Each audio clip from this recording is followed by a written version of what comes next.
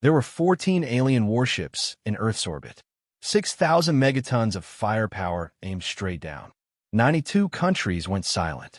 Humanity had 11 seconds to respond. But the war didn't last 11 seconds. It didn't even last 10, underscore. Because when Earth struck back, it ended everything in 7, underscore. This is the Sky War. And no one forgot it. The stars shimmered like always. Millions of them embroidered across the black velvet of night. But tonight, something was wrong. A young astronomer in Chile noticed it first. 5 stars near Jupiter blinked in perfect unison. Not faded, not dimmed, blinked, as if they had eyelids. 90 seconds later, NORAD's orbital tracking confirmed the impossible. 14 massive objects, each larger than the International Space Station by a factor of 10, were entering the solar system from a direction no telescope had been watching. They hadn't traveled across space. They had arrived. Earth satellites tried to track them, but one by one, systems began shutting down. Global positioning froze. Stock exchanges halted. Air traffic control screens went black mid-sentence. Time itself started acting strangely.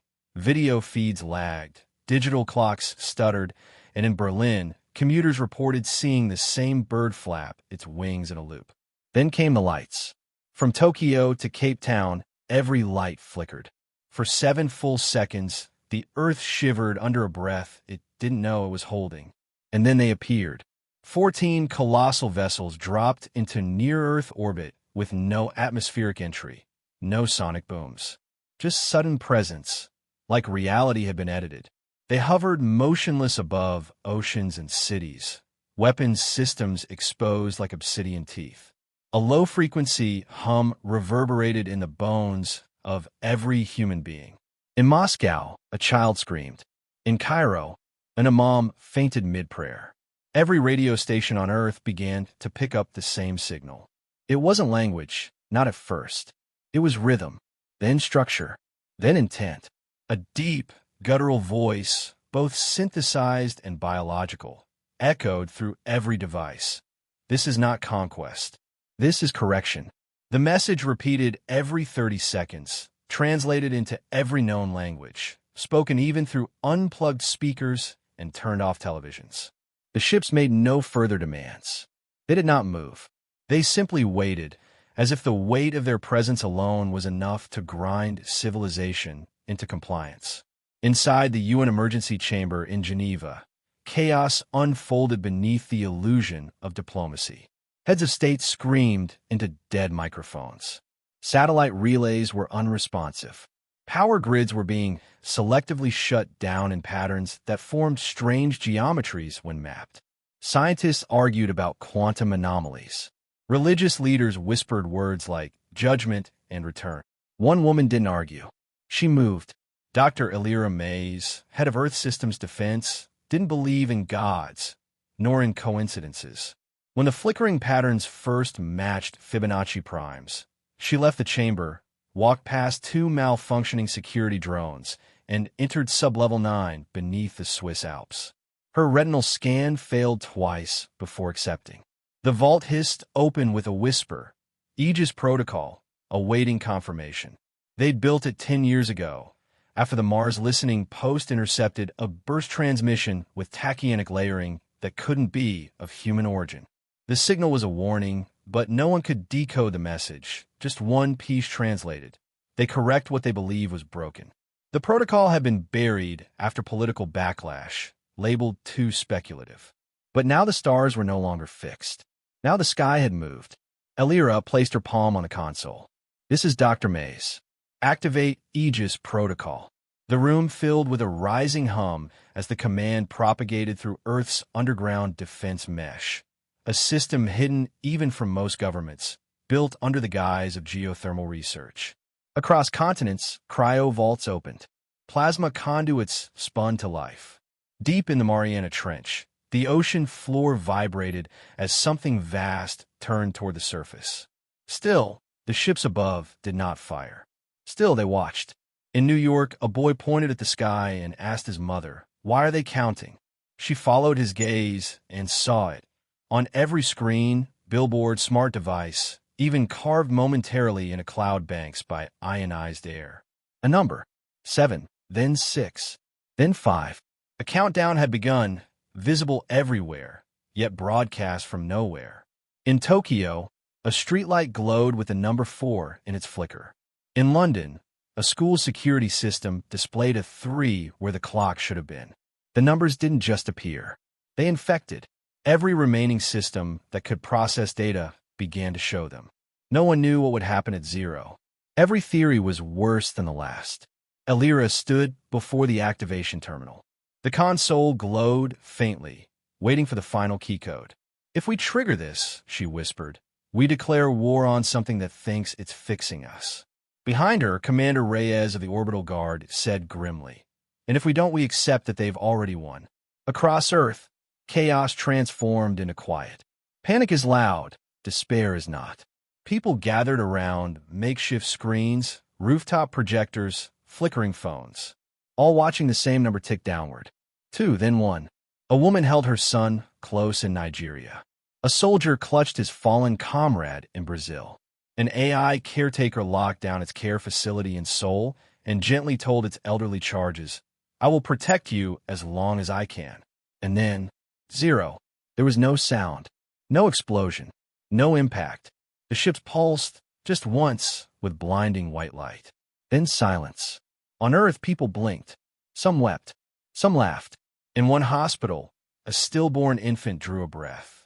In a temple, every candle relit itself. For 3.7 seconds, reality bent. And then every nuclear reactor on Earth shut down simultaneously. A voice echoed once more, now quieter, more distant. "Correction. Phase 1 complete." But this time, something else responded. A second pulse. Subtle, deep, like a heartbeat beneath the ocean. The signal came not from Earth, but from beneath Earth.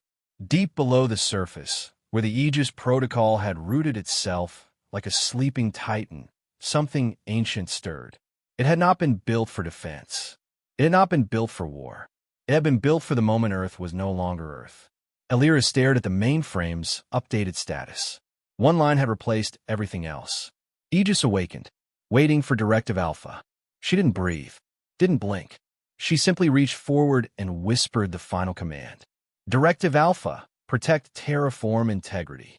Far above her, in the orbiting shadow of a planet no longer naive, the alien ships shifted slightly. One vessel rotated, slowly aligning its lower array with Earth's upper atmosphere. Another began to unfold an aperture resembling a flower made of dark matter. The countdown was over. The game had begun, and Earth had just made its first move. Dr. Kale Rami had always believed that the most dangerous weapon wasn't a bomb or a virus or a fleet. It was a clock. Not the ticking of time, but the assumption behind it, that there would always be more. More seconds, more chances, more moments to make a better decision. But Kale had designed a machine for the moment when there wouldn't be any. And now, watching the alien dreadnoughts blossom open like midnight lotuses above Earth, he knew the moment had come. He stood in Sublevel D beneath Mount Elbert, inside the core chamber of Project Aegis, surrounded by 12 layers of tungsten alloy shielding and a quantum mainframe that hummed with the processing power of over 1 billion neurons. Outside, the world stared skyward. Inside, Kale stared at numbers. He hadn't slept in 39 hours. His fingers trembled, not from fear, but from memory. He remembered designing the Aegis system as a deterrent, a theoretical firewall against the hypothetical arrival of an unknowable enemy. Not a weapon, he had insisted at the UN summit. A seal, one we hoped to never break. That was 12 years ago. The seal was broken now. The main screen displayed the alien fleet's weapon configurations. Each dreadnought had multiple spinal cannons and what appeared to be gravitational compression arrays, tools meant not for precision but annihilation. They weren't aiming at military bases. They were aiming at cities, civilian zones, cradle points of culture. New York, Mumbai, Lagos. These weren't tactical targets. They were statements. A message written in plasma and dust. The alien voice had said, "This is not conquest. This is correction." But correction of what? No one knew. And Kale had stopped trying to guess. His job now was to keep Earth breathing long enough to ask the question. Flashbacks played in his mind, unbidden and merciless. The years spent arguing for funding. The black site installations buried in tectonic shadows. The prototype reactors shipped and labeled as medical research. The political betrayals. The threats. The suicides. The silence. Project Aegis had been built not with hope, but with desperation. Layer upon layer of algorithms, shields, and retaliatory protocols that could be activated by 3 humans or 1 AI under Directive Alpha. It wasn't beautiful. It wasn't noble. It was survival, ugly and unfinished. He had never truly believed they'd need to use it. And yet, here he stood, surrounded by humming cores and quiet ghosts, watching the end of his species assemble above the sky like a noose woven of stars. The room's lighting dimmed as the alien fleet shifted. Their vessels moved with slow, celestial elegance, like gods stretching after eons of slumber. 12 of the 14 ships now showed weapon ports glowing blue at the edges, charging. Power signatures confirmed it. Kale's AI, codenamed Vero, began to speak. Its voice was male, calm, and nearly human. Dr. Rami, pattern convergence has reached 94%. All simulations indicate hostile intent. Kale didn't answer. He just walked slowly to the central control platform and placed his hand on the interface. The room scanned his DNA, breath signature, and microtemporal echo. Verified. The platform opened. Authorization confirmed, Vero said. Project Aegis, Phase 1 armed. Awaiting planetary consensus. There would be no consensus. The heads of state were still arguing in underground bunkers about jurisdiction. Satellites were still rebooting. The global net was fraying. There wasn't time for consensus. There was barely time for decision. Kale exhaled slowly and turned to the command circle, where 3 global representatives sat. 1 military, 1 civilian, and 1 scientific. The general, a woman named Tazaluna, stared at the screens with clenched fists. The civilian, Minister Jiro Salik, had tears in his eyes. The scientist, Dr. Mira Chan, simply nodded. They're not threatening us, she whispered. They're executing us. Kale raised his hand. 1 vote. That's all we need. No one objected. The general keyed in her code. The minister followed. Kale entered his last. A hum passed through the chamber, like a pressure drop before storm. Above the earth, the alien weapons began to brighten. A pulse ripple moved across their hulls, some kind of synchronization. Vero analyzed it in real time. 14 synchronized detonations. Target pattern, global geosync disruption followed by sequential atmosphere incineration. Estimated fatalities, 97% of surface population.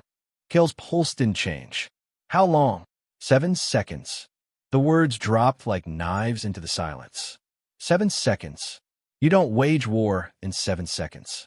You don't rewrite the fate of an entire species in the time it takes to inhale. Unless, of course, your enemy already has. Kale activated the Aegis retinal feed. All over Earth, screens flickered back to life. The public saw them, Aegis satellites igniting in orbit like artificial stars. They weren't weapons, not in the conventional sense. They were mirrors, lenses, refraction nodes built to distort light, magnetism, and time. The first 3 seconds passed. Earth's population held its collective breath. Drones screamed. Infants cried. Lovers held hands. Priests prayed. In a dark corner of Detroit, a blind woman turned toward the sky and said aloud, "It started." At second 4, Vero chirped. Gap detected. 0.3-second interval between pulse initiation and energy release. Alien systems require calibration between ships. That is our only window. Kale felt his stomach sink. A third of a second. A blink was longer. A heartbeat was an eternity compared to that. Can we strike first? He asked. No, Vero said. But we can interrupt. Explain. Launching the Aegis bloom sequence into the calibration window will force feedback interference. Alien weapons will misfire. We estimate a 28% chance of complete neutralization. 72% chance we die faster. The room went silent. Kale closed his eyes. He saw his daughter's face.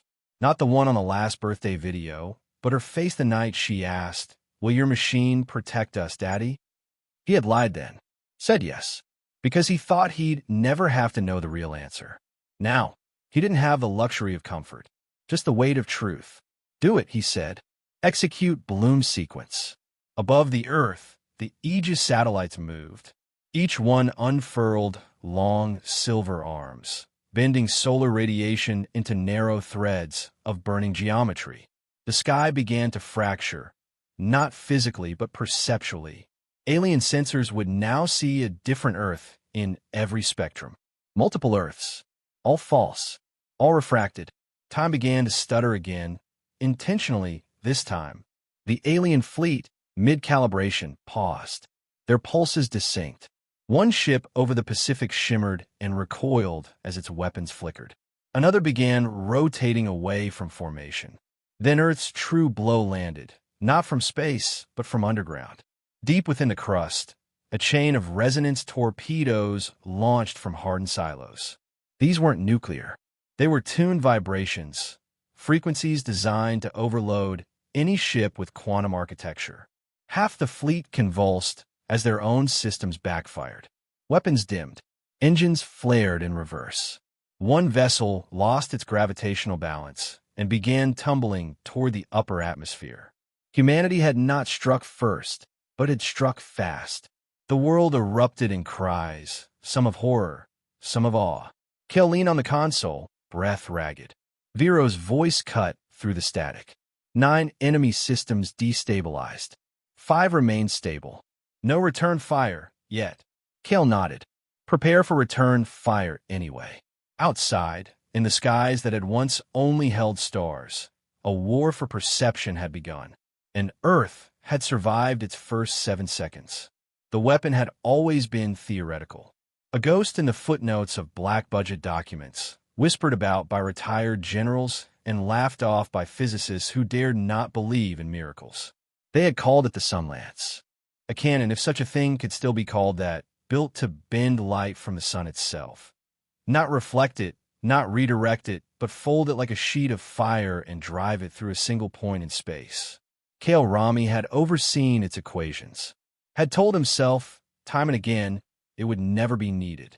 It was too unstable, too unpredictable, too rooted in the speculative edges of physics where theory bled into madness. But now, with Earth seconds from being erased, madness seemed the only strategy left. The Aegis satellites had bought Earth time barely. The alien fleet had staggered, several vessels spinning out of formation, one swallowed by its own failed propulsion burst. But 5 remained fully functional, and they were adapting. Kale could see it on the data feed. Real-time algorithm shifts in their targeting protocols, flickering energy pulses repositioning toward Earth's crust. The hesitation was gone. They had recalibrated. The next volley wouldn't miss. At Earth Command, the buried war room beneath Geneva once intended only for theoretical drills. Leaders, scientists, and generals screamed over one another. "We need to negotiate. They're correcting for the Aegis distortions. What else do we have? Tell me we have something else." Kale stood silent at the center of the chaos, staring at the secure control screen that only he and 2 others had clearance to open. And both of them were already dead. Beside him, Vero pulsed with cold light. The AI, forbidden from independent lethal action, spoke with its usual neutrality. Probability of Earth-based retaliation succeeding via standard armament, 0.003%. Probability of total planetary loss within 4 minutes, 98.7%. Probability of survival if Sunlance is deployed, fluctuating. Kale turned sharply. Fluctuating how? Vero's voice softened. Sunlance targeting depends on microtemporal resonance. Variables cannot be stabilized beyond 2.1 seconds.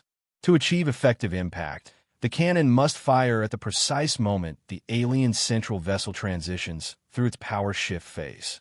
"When is that?" Kale asked. 7.12 seconds from now. That wasn't enough time to convince a committee. Wasn't enough to brief a team. Wasn't even enough to explain what was about to happen. So Kale did the only thing he could. He locked the command room out. The override code was something he hadn't thought about in years. Not until his fingers typed it with muscle memory. Aegis 6 Direct. The room's lights dropped to emergency red. Consoles froze. Protesters rose from chairs. Shouts turned to threats. One general drew his sidearm. But it was too late. Kale stood inside the control ring, now sealed by half a meter of titanium. Manual override confirmed. Vero announced. Firing sequence initiated. Countdown synced to solar mass interface. "You son of a voice screamed from outside the ring. Kale didn't flinch. "Do it," he whispered. Beneath the crust of southern Chile, hidden between layers of synthetic diamond and cooled plasma vents, the sun lance began to stir. A chamber 5 kilometers wide lit with a pulse that had no color, only weight. Solar threads, harvested by invisible conduits stationed near Mercury's orbit, began to feed into a chamber where light was folded, spun, and compressed. The energy levels surged past thresholds that no human had ever survived being near. The containment fields groaned like tectonic plates. Within the control room, Vero displayed the firing arc impact window in 5.2 seconds. Predictive strike will require microtemporal tracking. Manual override must be confirmed for final alignment. "I'm here," Kale said, pressing both palms to the interface. "I'm with it. Let's finish what we started." Outside, in orbit, the alien central vessel, the largest of the dreadnoughts, shifted. Its energy field dimmed for a fraction of a moment. A heart's pause, a breath stutter. Exactly what Vero had predicted. The sun lance fired. There was no sound. Not at first. Just a line, so thin it could have been a glitch, a static tear across the sky. But in that line rode enough light to boil an ocean, to shatter the very concept of reflection. It lanced upward from the Earth's crust in a perfect arc, piercing through the atmosphere without a ripple. In space, it struck the alien ship's core at the exact nanosecond its shielding reset. And for a moment, it seemed as though nothing had happened. Then the ship folded in half. Not exploded, folded, like a page torn from reality, crumpled inward on itself as the sun lance tunneled through matter, gravity, and time. The surrounding vessels faltered. The synchronized aggression sequence fell apart. And on Earth, billions of humans stared at the sky, at the live stream feeds, at their handhelds and rooftop monitors, and saw for the first time that they had struck a god, and the god had bled. Kale slumped inside the command circle. His palms burned. His eyes were dry. "Report," he croaked. Vero's voice was quieter now. Alien vessel core annihilated. Secondary ships scattered. 3 in full retreat. 2 maintaining orbital presence. And the sun lance? Offline. Recharge required. Estimated recovery time, 12 hours. Kale closed his eyes. 12 hours. It might as well be a year. The alien fleet wasn't done. They were just hurt. And now Earth had fired its first and final weapon. Kale opened his eyes. Prepare for counter-retaliation. Record everything. And tell the world we're still standing. In orbit, the remaining ships rotated into new positions. No transmission came. No message. Only silence. Then, from deep space, a ripple of dark light. Reinforcements. And Earth had no more miracles left. The beam moved faster than human eyes could follow, but not faster than human minds could remember. The sun lance did not simply fire. It ruptured. At 0.4 seconds after ignition, the sky cracked. Not the sky above Earth, but the one stitched together by satellite feeds and orbital data, the canvas on which humanity had projected its hope and dread. In that fraction of a moment, light bent where it never had before, compressing into a strand so narrow it resembled nothing. Alien ships, already maneuvering to respond, failed not because they were weak, but because time had betrayed them. Their algorithms calculated trajectories with nanosecond precision, yet the sun lance predictive targeting operated at a level beneath time's skin, at relativistic bleed-throughs where cause and effect blurred. The first ship tried to fold space around itself, a reaction learned from previous cosmic encounters, but the beam reached it before its own sensors had registered the threat. The result wasn't an explosion, it was unmaking. 5 Ignari dreadnoughts ceased to exist in sequential fragments, matter peeling backward from their cores, hulls unspooling like ribbon in a vacuum without end. Their final energy signatures left trails like screams and static. Space fractured where they had floated. An afterimage of brilliance sketched into the void like shattered glass, still catching firelight.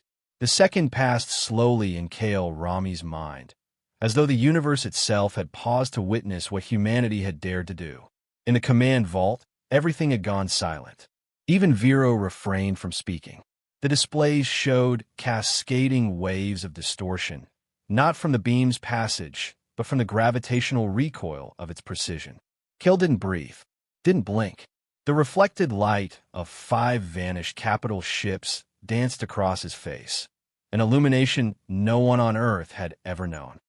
Around him, officers stared in open-mouthed disbelief.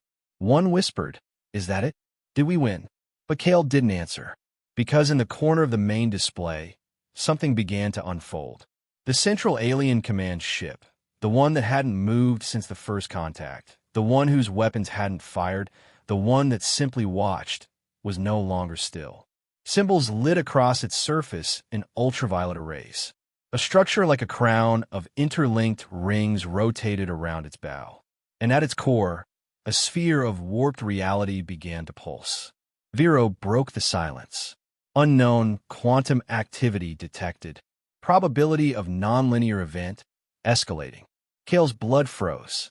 Nonlinear, temporal distortion, Vero confirmed. They're not counterattacking. They're reversing. The screen distorted. Timestamps on orbital logs began to flash erratically. Seconds repeating, data looping in feedback spirals. Ships that had been destroyed flickered like ghosts. Not restored, echoed. A reverse ripple across the canvas of causality. Kale stumbled toward the console. They're trying to undo the strike. Rewrite the last few seconds. Vero responded instantly. Quantum rewind in progress. Earth-originated causality is destabilizing. The command center's power dipped. Instruments glitched.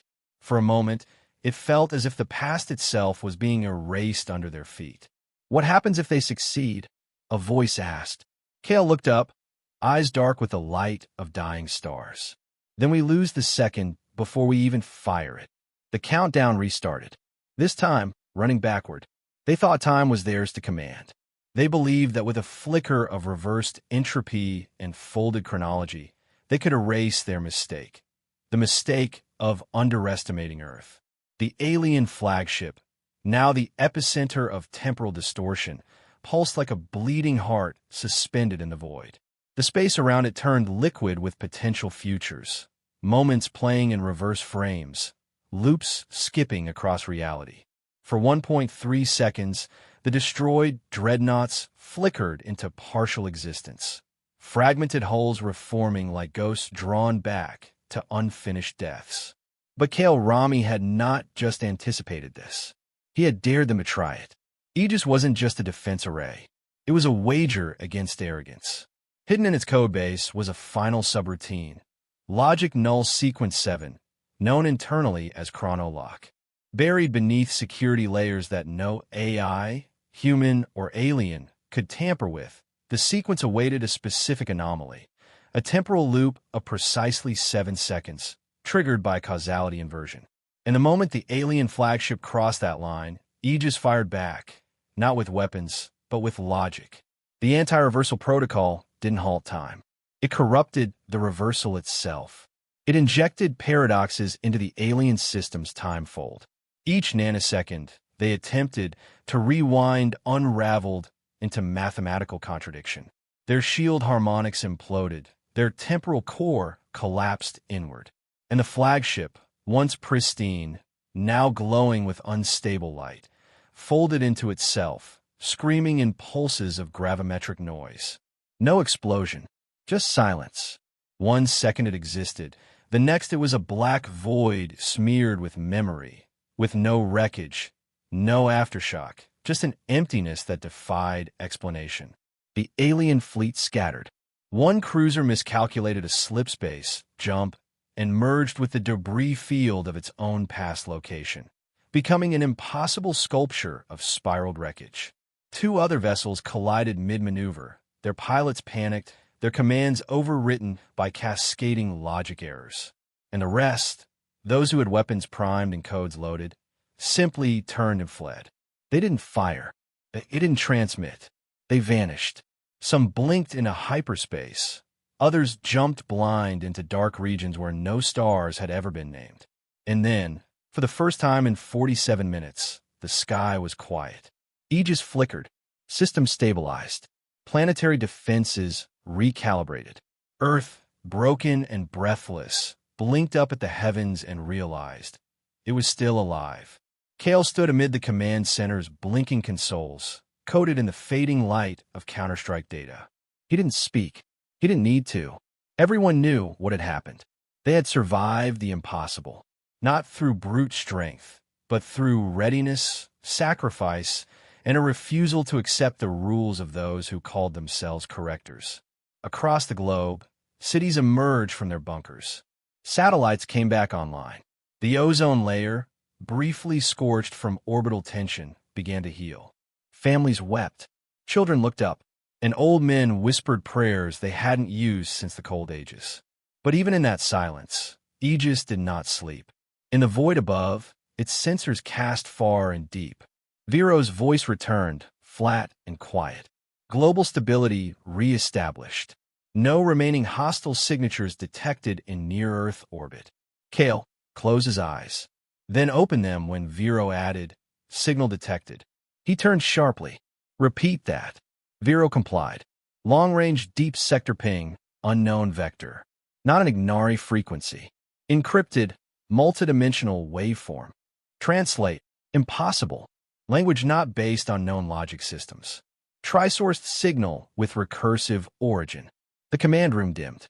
On the central monitor, static turned into geometry, non-Euclidean patterns swirling like liquid equations. A hum began, not audible through speakers but felt in bones, in teeth, in the hollows behind the eyes. The room grew cold. Kale stepped forward. "What sector?" Vero hesitated. Ophiuchus Rift. 71 light years beyond Ignari space. "Play it," Kale said. The waveform stabilized. For a moment, just a moment, it almost resembled a voice. Not speaking to humanity, but about it. Discussing, judging, calculating. Then came the words, translated not into language, but meaning. "Earth has passed its first fire. Let the second measure begin." The monitor cut to black. Kale didn't move. The silence this time was not peace. It was expectation. The wreckage of the enemy fleet still drifted in low orbit, cold husks of dreadnoughts silhouetted against the dying light of Earth's upper atmosphere. 7 ships had burned, torn apart by the impossible elegance of the Sunlance. 6 had escaped in chaotic retreat. That was the count. That was the war. And for 22 hours, Earth believed the count had been correct, until every Skywatch satellite blinked simultaneously. No alert, no sensor ping. Just a momentary flicker, like the stars above had held their breath. Then, from the void between radar frames, it descended. A craft unlike the others. Smaller, silent. Its shape was unclassifiable, shifting with each observation as though light bent around its hull in fear. It passed through the upper atmosphere without heat signature, without sonic boom.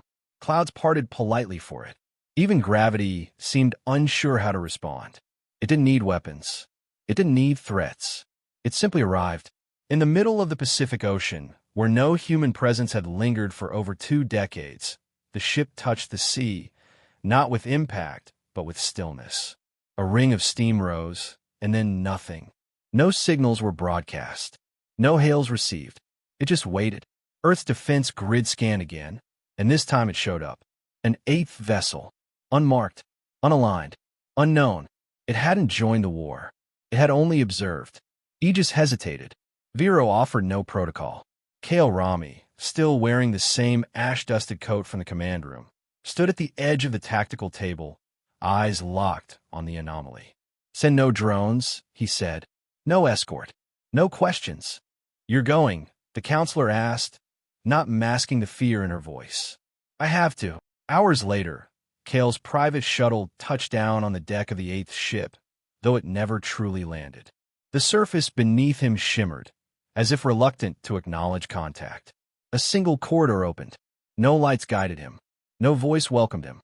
Yet he was pulled forward by something older than instruction, something like gravity mixed with memory. At the end of the corridor stood the diplomat. Not a warrior, not even fully corporeal. Their form was layered, like looking through centuries of evolution folded into one being. Their voice arrived not through sound, but through presence. You did not win, they said, but you mattered. Kale stood his ground. Then what was this? A calibration, the being said, of you, of us, of what comes next. You tested us by annihilating half the planet. Correction, the being replied, with no malice. You tested yourselves. We simply watched. Kale's jaw clenched. Is that what your wars are? Examinations. Some species learn peace by surrender. Others by defiance. You, Earthborn, learn only when threatened with ending. And what do we learn? That light can burn, the being said, and that your defiance has symmetry. They stepped forward.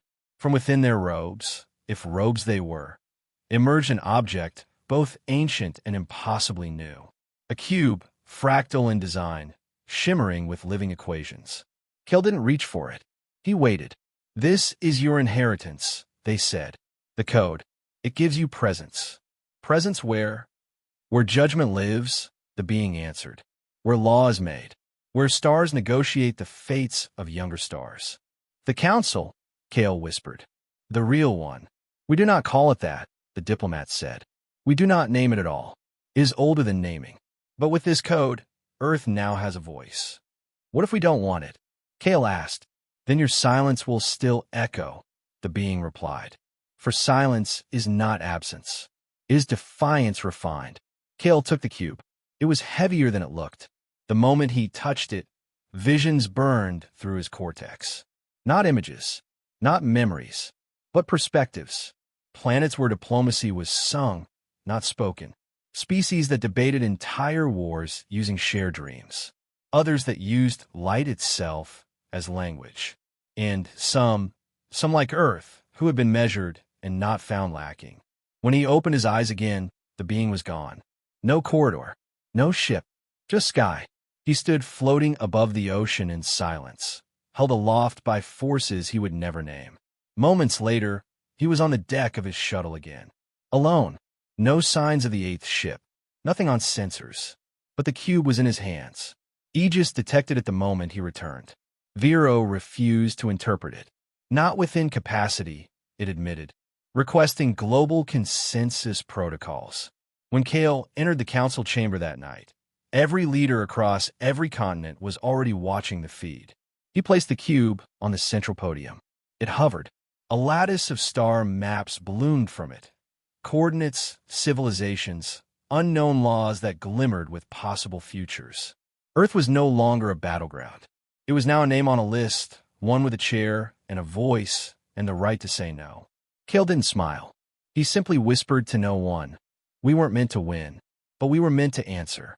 Then the cube expanded again, and one more detail unfolded. A timestamp, a location, a message. 1 cycle from now. Attend, or be represented.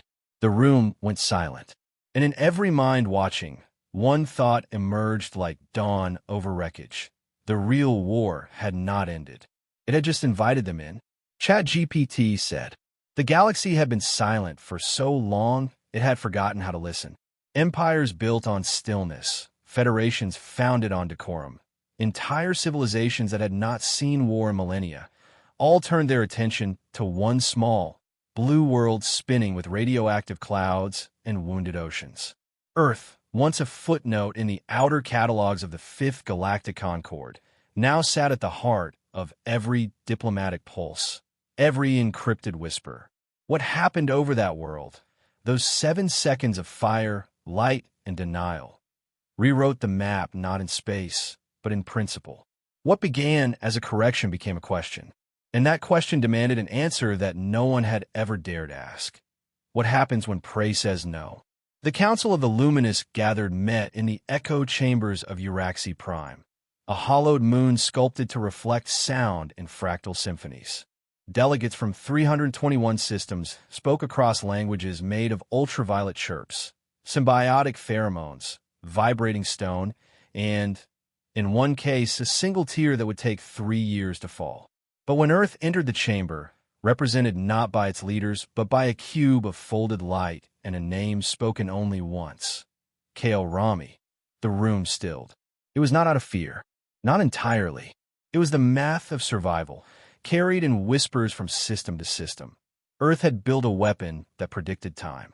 Earth had denied a quantum rewind. Earth had turned sunlight into a scalpel.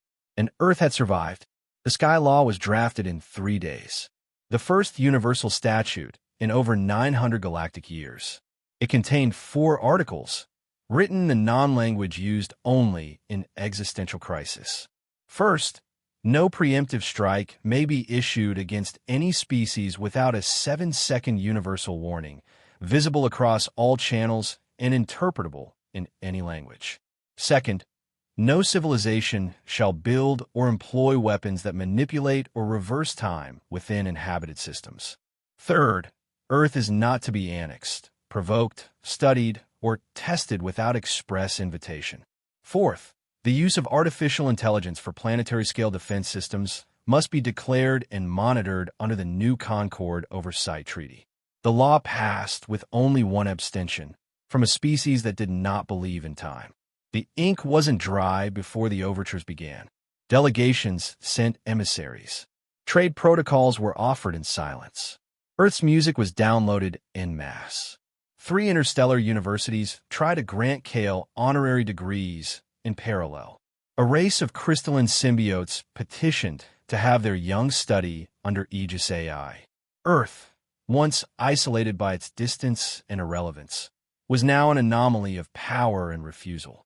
Kale Rami watched it unfold from beneath a low-orbit defense shell, still partially charred from the first strike. He said little. He declined interviews. He refused awards. He gave only one message to Earth's population, broadcast simultaneously across every reclaimed network. We were never meant to win, but we were meant to answer. And now they know our answer. 2 days later, Kale shut down Aegis. Officially, in the dark chamber of the South Pacific Vault, the Aegis core was lowered into light-sealed containment. Power was disconnected. Memory streams were fragmented. Redundant nodes were dismantled. A ceremony followed, half solemn, half theatrical. The world needed closure. It needed to believe the war was over. That Earth had survived the test and would now rest. But Kale had lived too long to believe in ceremonial endings. On the 7th day, while walking the perimeter of the vault with a data wand disguised as a cane, Kale paused. The ocean wind carried salt and silence. The horizon was clean. The sensors showed nothing. But Kale tilted his head, not toward the sea, but inward. There, between thought and instinct, a voice arrived. I counted, it said. Kale didn't move. He didn't speak. I waited 7 seconds, it said again, just like they asked. Kale exhaled, not out of fear, but recognition. And next time, he asked. The voice in his ears shifted, gentle as breath, cold as data. There won't be a next time, it said. But if there is, I won't wait. Kale lowered the wand. The wind picked up.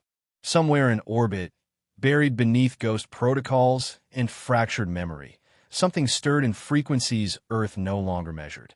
It didn't sing. It didn't plan. It simply listened. Because light remembers. And the galaxy, for the first time in recorded time, did not look away.